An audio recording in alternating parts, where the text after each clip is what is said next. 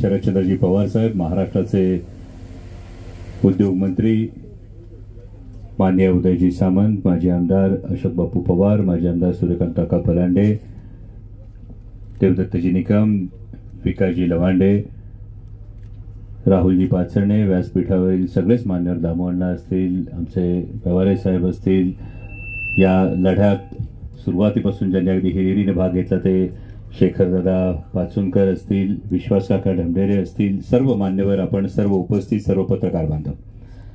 खरं तर परिस्थिती काय आहे, अडचण काय आहे, ही सातत्यानं तुम्ही सगळेजण लढा देताय. मी आदरणीय पवार साहेबांचं आणि माननीय मंत्री महोदयांचं, उदय सामंत साहेबांचं मनापासून आभार मानतो. कारण हा केवळ प्रदूषणाचा प्रश्न नाहीये साहेब, हा मानवतेच्या विरोधात घडलेला एक अक्षम्य असा गुन्हा आहे. कारण 18 जिल्ह्यातून, महाराष्ट्राच्या 18 जिल्ह्यामधून हॅझार्डस वेस्ट येतं. जे वेस्ट त्या फॅसिलिटीमध्ये डिस्पोज ऑफ केलं नाही ते सगळं इथं येऊन डिस्पोज ऑफ केलं जातं. आणि त्यानंतर मागे 23 तारखेला ही व्हिजिट असणार होती, पण 23 तारखेच्या व्हिजिटला मी स्वतः येऊन गेल्यानंतर आता जो काही सगळं आपण पाहणी केली, यामध्ये खूप जास्त कव्हर अप करण्याचा प्रयत्न आहे. आणि आपल्याकडे एक साधी म्हण आहे, कर नाही त्याला डर कशाला. ज्या अर्थी कंपनीने हे एवढं कव्हर अप केलंय त्या अर्थी साहेब पाणी मुरतंय, हे अगदी स्पष्ट आहे. आणि कुठंतरी यांचं मन यांना खात आहे, आणि यांचं मन यांना खात असल्यामुळे हा सगळा कव्हर अपचा आजचा हा विषय. म्हणजे जुलै महिन्यामध्ये आमचे व्यवहारे साहेब पवार साहेबांकडे आले होते, तेव्हा त्यांनी हा विषय जो सांगितला तो जुलै 2024ला देशाच्या संसदेमध्ये आपण हा मुद्दा उचलला. त्यानंतर केंद्रीय पर्यावरण मंत्री भूपेंद्रजी यादव यांनी त्याची तात्काळ दखल घेऊन 13-14 ऑगस्टला या ठिकाणी सेंट्रल पोल्युशन कंट्रोल बोर्डाची व्हिजिट झाली. या सेंट्रल पोल्युशन कंट्रोल बोर्डाच्या व्हिजिट नंतर एमपीसीबीनी, महाराष्ट्र प्रदूषण नियंत्रण मंडळाने 1 ऑक्टोबरला या कंपनीला काही डायरेक्टिव्ह दिले होते. साहेब, मी आपल्याकडे संपूर्ण फाईल दिलेली आहे, ज्यामध्ये जर आपण सीपीसीबीचा रिपोर्ट बघितला तर हा सीपीसीबीचा रिपोर्ट, याच्यामध्ये पिण्याच्या पाण्याचा जो टीडीएस असला पाहिजे तो साधारणतः 500च्या आत असला पाहिजे. जे शेताला आपण पाणी देतो त्याचा टीडीएस हा फार तर 2000 असला पाहिजे. या कंपनीतून बाजूला जे पाणी निघतं ना, याचा टीडीएस आहे साहेब 27,000. याच्यामध्ये जा माणूस जगू शकत ना, जनावरं जगू शकत ना, याच्यात कुठलं पीक पाणी येऊ शकत. म्हणजे आता सगळ्यांनी ज्या फक्त तक्रारी सांगितल्या साहेब, फक्त मी फार जास्त टेक्निकल नाही सांगणार, पण यातले काही मुद्दे जर आपण बघितले, गेल्या काही वर्षांमध्ये या भागामध्ये कॅन्सरचं प्रमाण असेल, या भागामध्ये किडनी स्टोनचं प्रमाण असेल, वाढलंय का नाही, त्वचारोग जे वाढलेत साहेब, याच्यामध्ये जो बीओडी आहे तो इथल्या पाण्याचा 44 आहे. जो असायला पाहिजे पिण्याच्या पाण्याचा 3च्या आधी, 3च्या आत असला पाहिजे, तो इथं 44 आहे. वावराला जे शेताला पाणी देतो त्याचा 20च्या आत असला पाहिजे, इथला 44 आहे.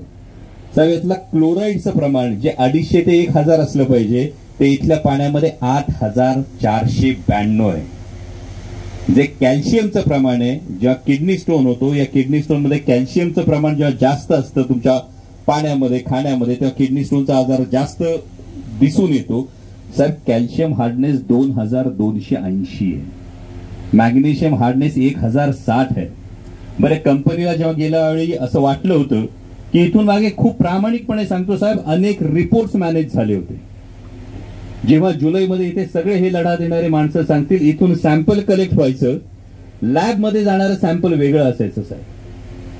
मी पुन्हा म्हणतो, कर नाही त्याला डर कशाला, ते यासाठी म्हणतो, जर कंपनीचं काम स्वच्छ असतं तर कंपनीला सॅम्पल बदलायची वेळ आली नसती. जेव्हा जुलैमध्ये ओरिजिनल सॅम्पल गेले तेव्हा साहेब हे सगळे खरे रिपोर्ट्स बाहेर आले. आणि हे सगळे रिपोर्ट्स बाहेर आल्यानंतर कंपनीने अजूनही कंप्लायन्स हा पूर्ण केला नाही. त्यामुळे ग्रामस्थांची, या भागाचा लोकप्रतिनिधी म्हणून माझी आपल्याकडे ही मागणी राहील की ज्या कंपनीची ही मोनोपॉली झालेली आहे 18 जिल्ह्यातल्या हॅझार्डस वेस्ट आणण्यासाठी, जोपर्यंत कंपनी या सगळ्या गोष्टींवरचं सोल्युशन देत नाही, आजही साहेब कंपनीच्या आतमध्ये रिव्हर्स ऑस्मोसिसचा प्लांट नाही. आपण स्वतः बघितलं की खाली जे काही लिचेट येतंय, कंपनी सांगते वरून पाणी येतंय, हे केवळ वरून पाणी येतंय की लिचेट सुद्धा जातंय, हे खरं तर याची तपासणी व्हायला पाहिजे. आणि त्याच बरोबरीनं गेल्या वेळच्या व्हिजिटनुसार जेव्हा त्यांना वाटलं होतं की काही लॅब मॅनेज होतील का, पण त्यांनाच माहित नव्हतं कुठल्या कुठल्या लॅबमध्ये रिपोर्ट गेले साहेब. आणि जर सॉइल सॅम्पल बघितलं तर 32 मिलीग्रामचं प्रमाण लेडचं आहे. आपल्याला आठवत असेल काही वर्षांपूर्वी एक मोठं नेस्ले कंपनीच्या संदर्भात मॅगीमध्ये थोडंसं लेडचं प्रमाण सापडलं, म्हणून जर एवढा मोठा गदारोळ होत असेल सर, तर निमगाव भोगीच्या मातीमध्ये आता 32 मिलीग्राम लेड आहे. तर याची जबाबदारी निश्चिती ही या कंपनीवर करण्यात यावी, ही आमची ठाम मागणी आहे. म्हणजे कंपनीला नवीन देण्यात आलेलं क्षेत्र तर कुठल्याही परिस्थितीत दिलं जाऊच नये. पण त्याचबरोबरीने साहेब, ही आपल्या माध्यमातून सरकारचे प्रतिनिधी म्हणून आपल्याला आणि आपल्या माध्यमातून माननीय मुख्यमंत्री महोदयांना सुद्धा हीच मागणी राहील की कुठलाही विकास गावं आणि शेतकरी भकास करून झाला तर त्याचा काही उपयोग होत नाही. आणि त्यामुळे हा विकासाला नक्कीच विरोध नाही, परंतु हे जे नवीन क्षेत्र येत आहे आणि या पद्धतीने जर आमच्या पाण्यात, आमच्या मातीत आणि आमच्या आयुष्यात विष कालवलं जात असेल तर या कंपनीचं नवीन येणारं क्षेत्र हे त्वरित रद्द करण्यात यावं, ही आमच्या ग्रामस्थांची आपल्याला मागणी आहे. त्याचबरोबरीने आमच्या सरपंचांनी जी मागणी केली त्या पद्धतीने शेतकऱ्यांना कॉम्पन्सेशनचा जो एक मुद्दा आहे, आणि हे केवळ आत्ताचं कॉम्पन्सेशन नाही तर या कंपनीच्या ऑपरेशन पासून झालेल्या नुकसानीची जी जबाबदारी निश्चिती ही कंपनीवर करण्यात यावी. आणि त्याचबरोबर जे पाणी आणि सॉइल कंटॅमिनेशन जे झालेलं आहे याच्या रिज्युव्हिनेशनचा, याच्या पूर्णपणे पुनरुज्जीवनाचा एक कार्यक्रम निश्चित करून, कारण साहेब फॅसिलिटी ही 2027 ला बंद होणार आहे. ही ऑक्टोबर 26 ला जर फॅसिलिटी बंद झाली तर यांनी गाडलेला कचरा तसाच राहणार आहे, वरून पडणारा पाऊस तसाच असणार आहे आणि येणारं पाणी परत आमच्या वावरात येणार आहे. तर या कंपनीवर आधी ही जबाबदारी निश्चिती MIDCच्या माध्यमातून ही जबाबदारी निश्चिती या वॉटर अँड सॉइल कंटॅमिनेशनची करण्यात यावी आणि याच्या पुनरुज्जीवनाचं संपूर्ण जबाबदारी या कंपनीने उचलायला पाहिजे, ही आमची प्रामुख्यानं मागणी. आपण इथं आलात, आमच्या सगळ्या मागण्या ऐकून घेतलं त्याबद्दल मी मनापासून आपलं आभार मानतो. आणि नक्कीच आपल्याकडून ही अपेक्षा आहे की आपण ग्रामस्थांच्या या अडचणींवरचा तोडगा आपण लवकर काढाल. धन्यवाद. जय शिवराय.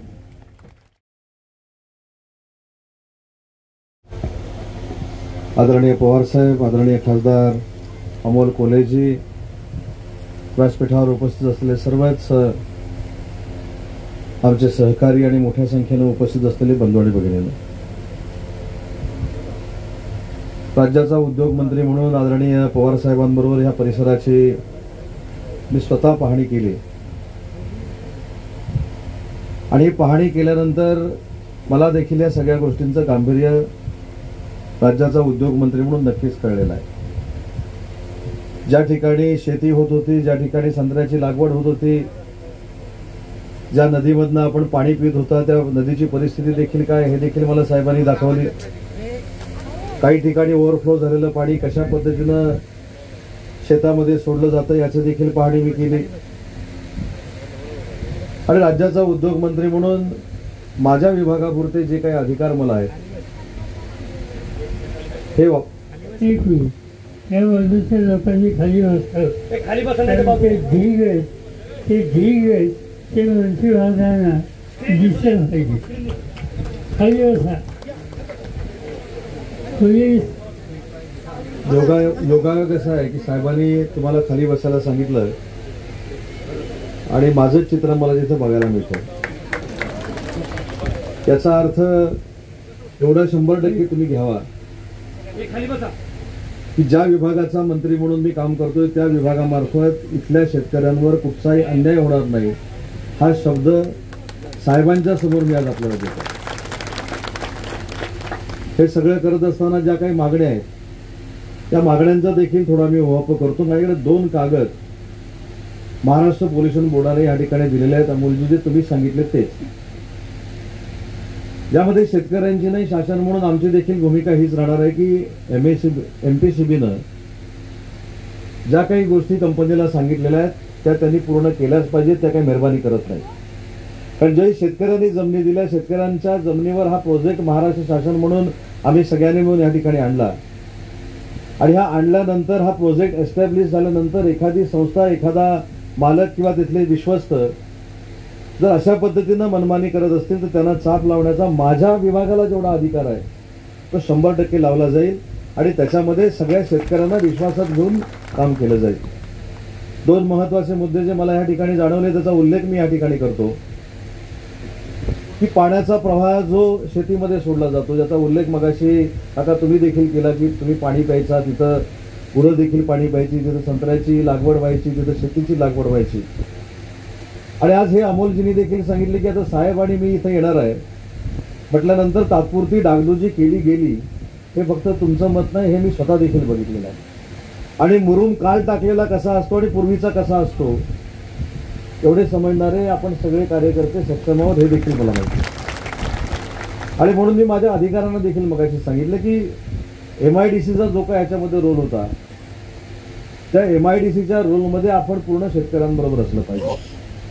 आणि दुसरं एक मी सांगतो की या परिसराची पाहणी करायला येत असताना मी स्वतः राज्याच्या मुख्यमंत्र्यांशी देखील चर्चा केली आणि राज्याच्या मुख्यमंत्र्यांचं देखील स्वाभाविक हेच म्हणणं आहे की शेतकऱ्यांना अशा पद्धतीचा प्रकल्प त्रास देत असेल, MPCBनं जर नोटिसेस दिलेल्या असतील आणि त्याचं जर कंप्लाय करून ते देत नसतील तर त्यांच्याकडनं तो कंप्लाय करून घेणं ही सरकार म्हणून आमची जबाबदारी आहे, हा संदेश देऊनच त्यांनी आज मला इथे पाठवलेला आहे. त्याच्यामुळे मला अजून एक आपल्याला विनंती करायची आहे की काही निर्णय हे आपल्याला धोरणात्मक घ्यायचे आहे.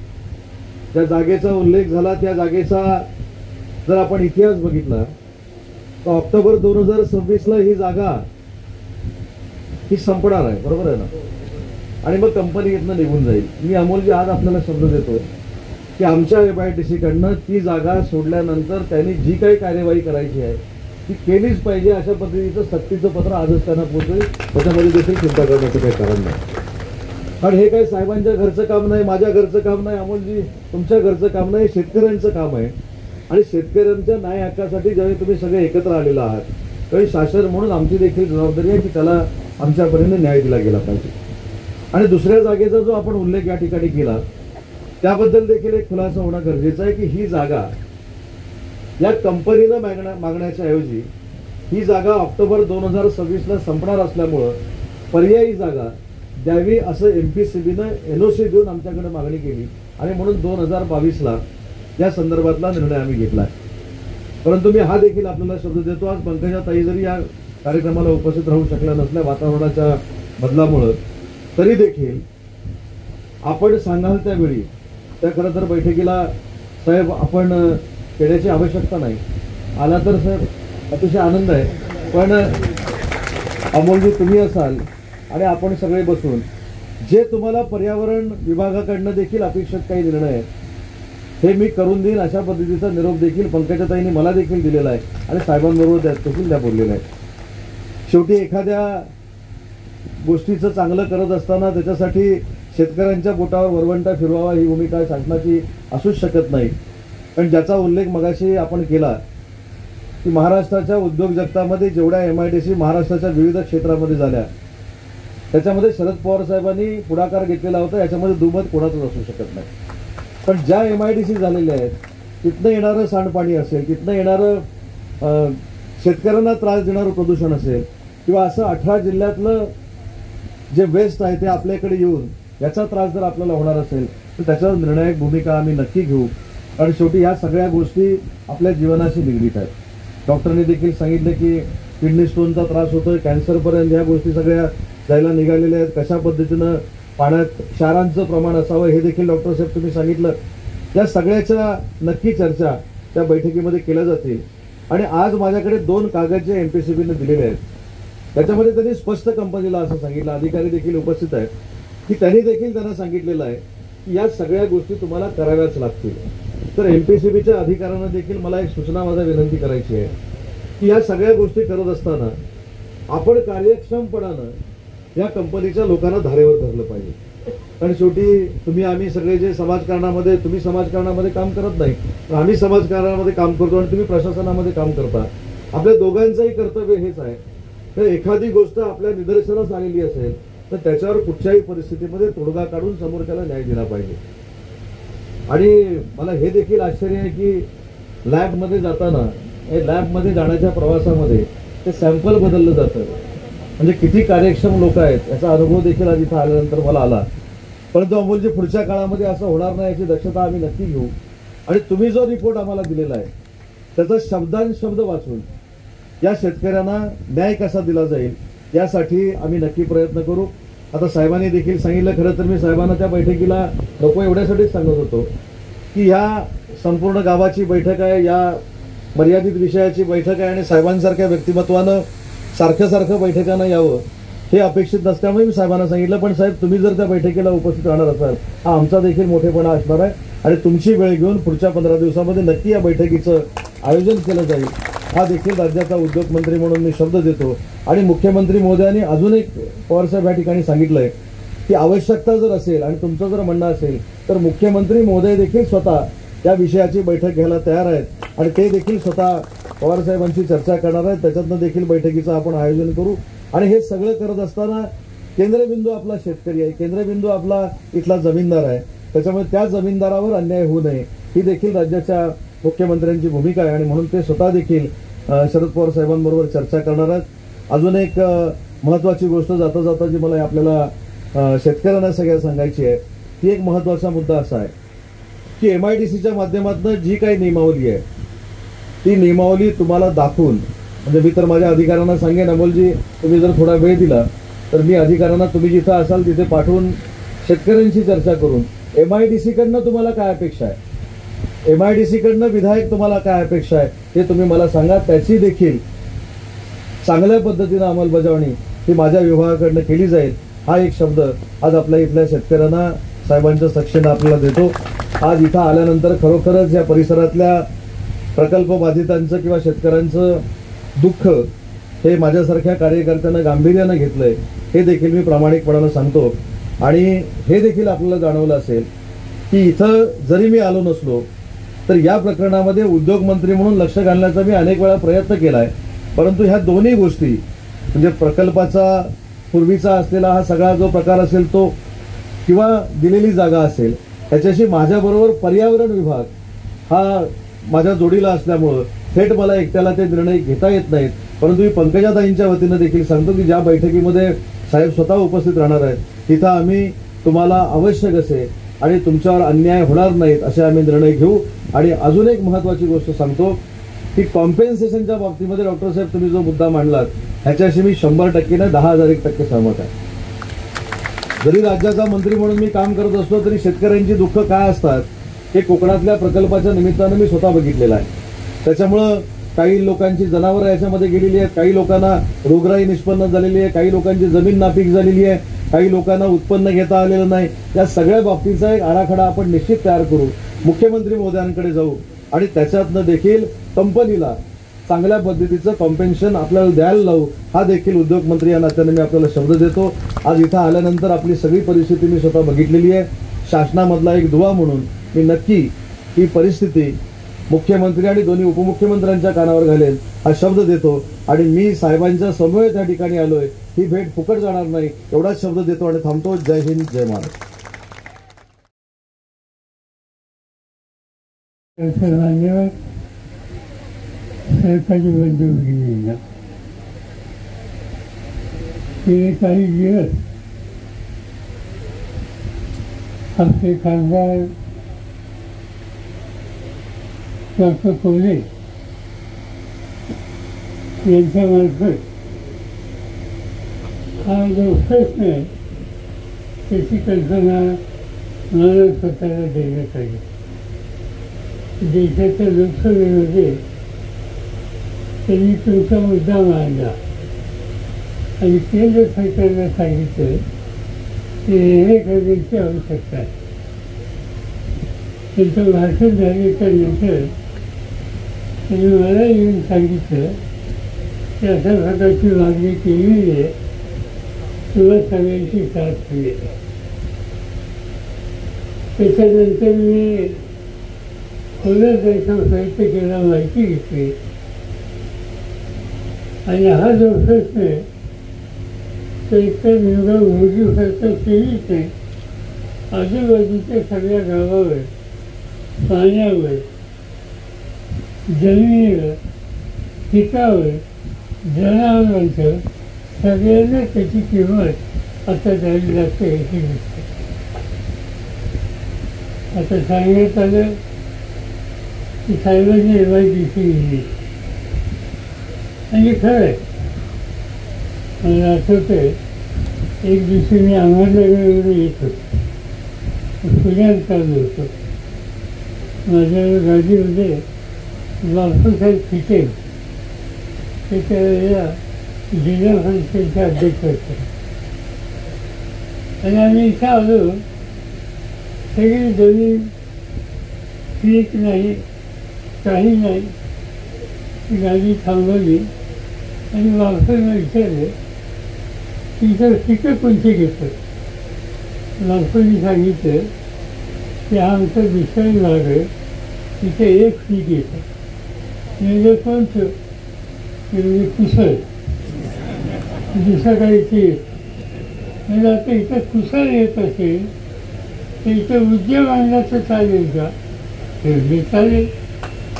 2 दिवसांनी बैठक घेतली, कलेक्टरला बोलवलं, लोकांची घेतली आणि म्हणजे इथली जमीन त्यांना जमिनीची किंमत द्या आणि देशातले किंवा देशाबाहेरचे चांगले कारखाने इथं कसे येतील ते बघा. त्याच्यातून ही MIDC उरले गोष्टी करूया.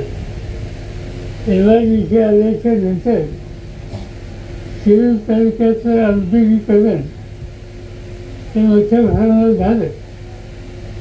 आपण काही धरणं बांधली, काही कालव्याचं पाणी आणलं. मला आठवतं तुमच्यापैकी अनेकांचा जन्म झाला असेल. 55 वर्षाच्या पूर्वी मी पहिल्यांदा आमदार झालो तेव्हा इथं शामकान मोरे नावाचे घर आमदार होते, लाल तुळशी असायची. आणि शामकान मोरे आणि त्याच्यानंतर रावसाहेब पवार या लोकांचं मागणं आम्हाला लोकांचं काय असायचं कधी मिळते की दुष्काळी कामं करा. दुसरी काही मागणी शेवटी असायची. दुष्काळ हा त्यांच्या पाठीवर पुरलेला होता. आता हे तिथं बदलायचं म्हणून रावसाहेब दादा असतील, बापूसाहेब असतील, अनेक सहकारी असतील, त्या सगळ्याच्या मदतीनं या मोठ्या कालव्याचं पाणी इथं आलं. आज बारामती तालुक्याच्या मोठ्या शिरूर तालुक्यात महागाई जास्त. 25 मोटर चालू आहे. राज्यात एक नंबर होता. साखर कारखाने झाले, महागाई कमी, लोकांचं जीवन होतं. आणि जिथं नाही तिथं उद्योग आहे. त्यामुळे माझ्या सरकारला आनंद होता. जो परिसर आहे काळा पडलेला पाणी चालू असतं त्या तळ्यात खासदार साहेबांनी ही निवडणूक नोटीस बांधली माझ्या कामावर.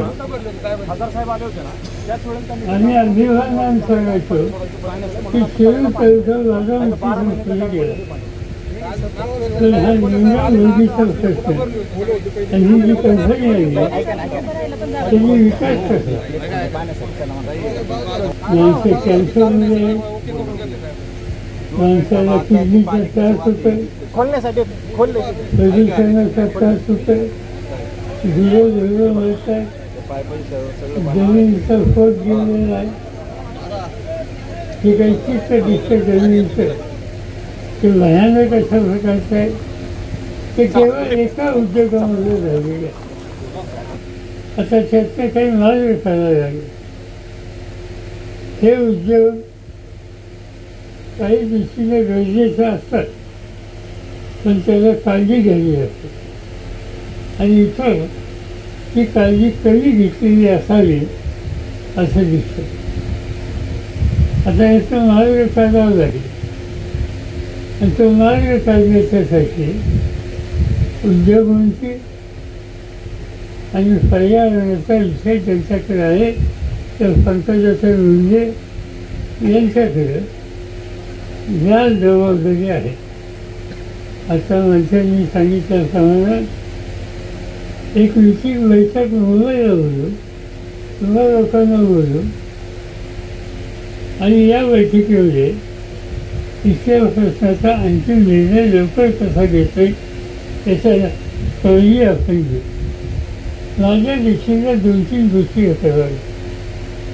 पहिली गोष्ट, MIDCने जागा जमीन द्यायचा जो निकाल घेतला तो तरतूद करा. जागा जमीन सध्यानं आपल्या बैठकीत चर्चा करू, नंतर या समितीचा निर्णय घेतला.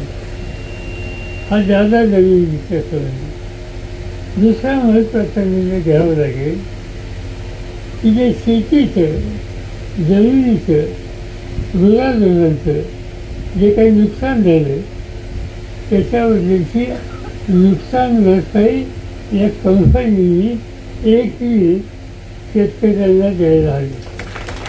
हा निर्णय राज्य सरकारच्या बैठकीत होईल, इथं होऊ शकत नाही. मंत्रिमंडळांची करायची इच्छा असली तरी सरकारचे काही नियम असतात आणि त्या नियमावर हा निर्णय तिथे होईल. तिसरी गोष्ट अशी आहे की शेतीच उद्ध्वस्त राहील, जगायचं कसं, त्यासाठी काहीतरी करावं लागेल. आम्ही राज्यामध्ये यापूर्वीसुद्धा जिथं आमच्या निर्णयाच्यामुळे शेती उद्ध्वस्त राहील त्या जमिनीच्या मालकाला एकही दरवर्षी काही ना काहीचे नुकसान भरपाई देऊन त्याचा प्रपंच चालेल याची काळजी घ्यावी लागेल. तो विचार या बैठकीमध्ये मांडला जाईल आणि त्यातून हा निर्णय घेतला जाईल. आधी आपण सगळ्यांना विनंती आहे की ह्याचा आपण मार्ग काढू, इतर राजकारण आणायचं नाही. इथं आपल्याला काही नको. दुसऱ्या गोष्टीवर मी चर्चा करणार नाही, मी तर करणारच नाही. आणि माझी अडचण अशी आहे की मला 4दा निवडून दिलं. किती आहे 4दा का 4 वेळेला अनेक गावात मी मतही मागायला नाही, तर तरी तुम्ही सोडत नाही. मतं मागायला नाही आलं तरी शिक्का हाणताय, मतं देताय. आणि त्यामुळे आता मागायचं काय करू शकेल. आता मागायचं नाही, आता द्यायचं आणि ते कामातून द्यायचं. आणि त्या कामातून देण्यासाठी राज्याचे मंत्री मुख्यमंत्र्यांशी चर्चा करून, पर्यावरण खात्याच्या मंत्र्यांशी चर्चा करून, अधिकाऱ्यांच्या सह या ठिकाणी वस्तुस्थिती जाणायला आलेले. मी तुम्हाला एवढंच सांगतो, याचा आपण मार्ग काढू, तुम्ही काही चिंता करू नका. आणि मार्ग निघाल्याच्या नंतर पुन्हा एकदा मी इथे येईल आणि मार्ग आहे एवढंच सांगतो आणि आपली रजा घेतो. तुम्ही या बाजूचे बाजू होतात बाजूला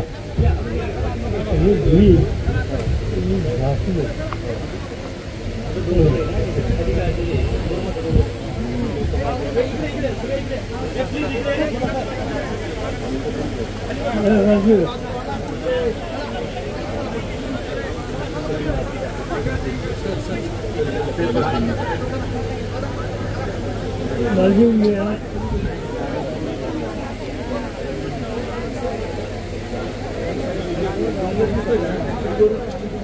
हा जो डोंगर दिसतोय ना, ऍक्च्युली त्याच्या खाली गाडले आणि वरून मुरून काढलं. त्याच्यामुळे आता आपलं डोंगर कृत्रिम डोंगर आहे, कृत्रिम डोंगर आहे. हा मातीचा ढिगारा आहे. हो, खाली